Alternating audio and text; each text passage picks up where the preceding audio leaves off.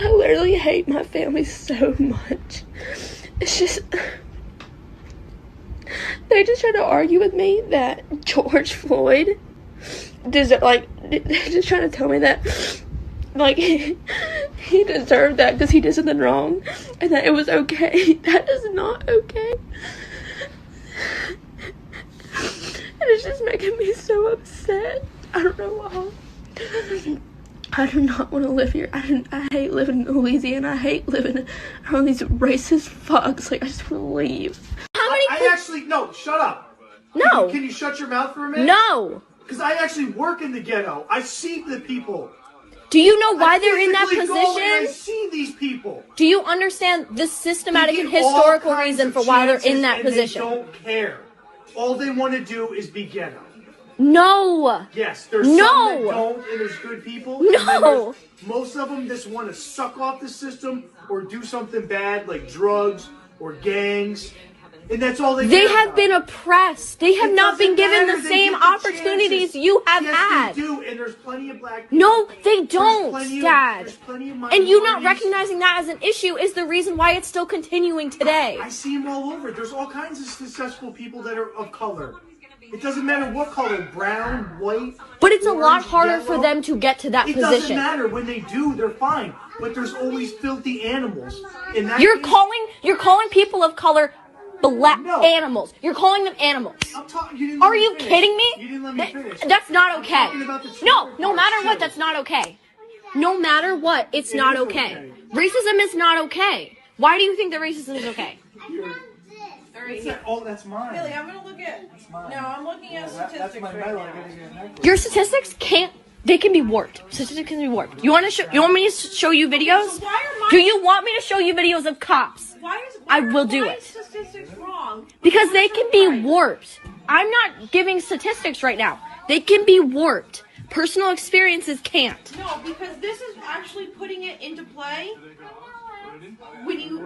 Do I need to show you a bunch of videos of cops attacking protesters? Peaceful protesters. Listen to this. This is the number. You mean I'm informed and educated? You're not, though. Yes, I am. You're one-sided informed. Mom, I was watching political stuff and you said to turn that off because you don't want to hear about it. That means that I am educated on it and you are not. I'm sick of hearing it. The fact that you can have that ignorance for the majority is bliss. Okay, ignorance for the minority I'm is looking at statistics destruction. that are wrong.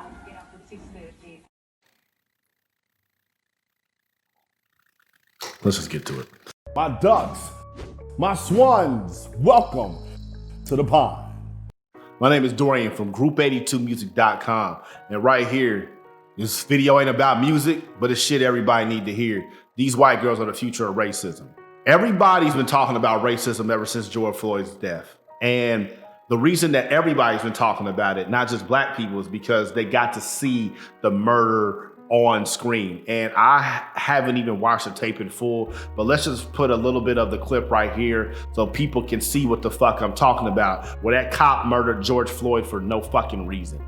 And this has been a lightning rod for conversation about racial injustice in this country for the past 2 to 3 weeks. You have corporations coming out and saying that they back anti-racist causes and people giving money to black folks. And you got that picture in Cary, North Carolina, where the white people are asking for forgiveness and washing the people's feet. And then you got people on the other end who are doubling down, like the CrossFit CEO who said he's not mourning the death of George Floyd, or Drew Brees who brought up the fact that he's not going to deal with anybody who's going to disrespect the flag, or Trump, of course, who's always saying some shit. It's a lightning rod for the conversation of racism. And what is the most blatant and obvious in this is that black people cannot solve the problem of racism. Your empathy for the fact that we deal with racism isn't going to solve the problem for racism. What's going to solve the problem for racism is what you just saw in this fucking tape, what you just saw in these highlights. You got 2 white girls who are teenagers, who live with their parents, who are at that point where they're starting to have their own free, independent thought, which we all have. And they're realizing that there's error in their parents' ways. They're realizing that there's error in how their parents think.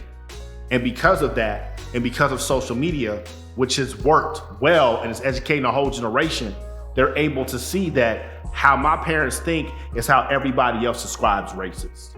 And everything that girl's dad was saying, that I work in the ghetto, I see these animals that suck off the system, and her mom trying to pull up stats, is the exact same things you hear and you see when people try to argue about racism in the comment sections on Facebook or on Instagram. It's the exact same thing.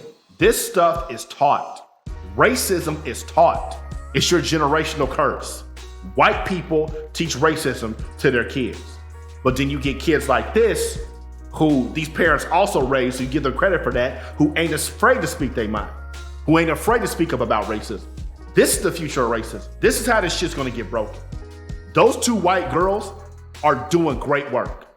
You know how hard it is to talk back to your parents against their philosophical beliefs when they try to pull that I'm grown, I got more life experience card? Now I know there's black people watching this right now like, shit, that ain't hard for them. White folks allowed to say anything to their parents. Okay, think about yourself. Think if you black and you grew up Christian and when you was 14, you told your mom and your grandmother and your dad that you ain't believe in God. Or think about the black gay community. When they was 13, 14, 15 years old, they had to come out to their parents and they couldn't. How many of them had to hide who they were? These white girls are speaking up to their parents about something that's gonna affect all of us. And if you're a white person who keeps asking yourself, how can I help what's going on right now?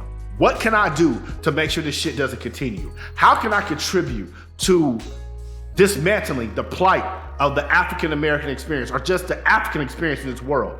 You gotta do shit like this. You gotta speak up to other white people who say and spew racist rhetoric. You can't be afraid. You can't be silent. These girls are talking to their parents, and you don't want to talk to your friends when they make them stupid ass racist jokes. You don't want to talk to your grandparents or to your friends at work who want to invite you to that football game, but they just got done saying nigger. Or when motherfuckers saying nigger and they trying to rap songs and shit. That's where racism stops.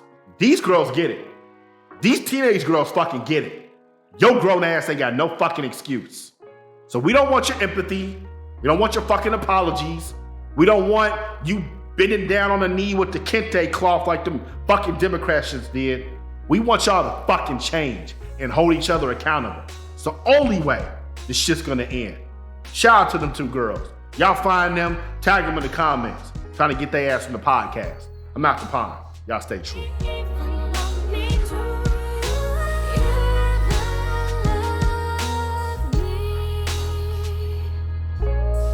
Here we go again, steady arguing. I swear to God, girl, I need this to end. I'm not here.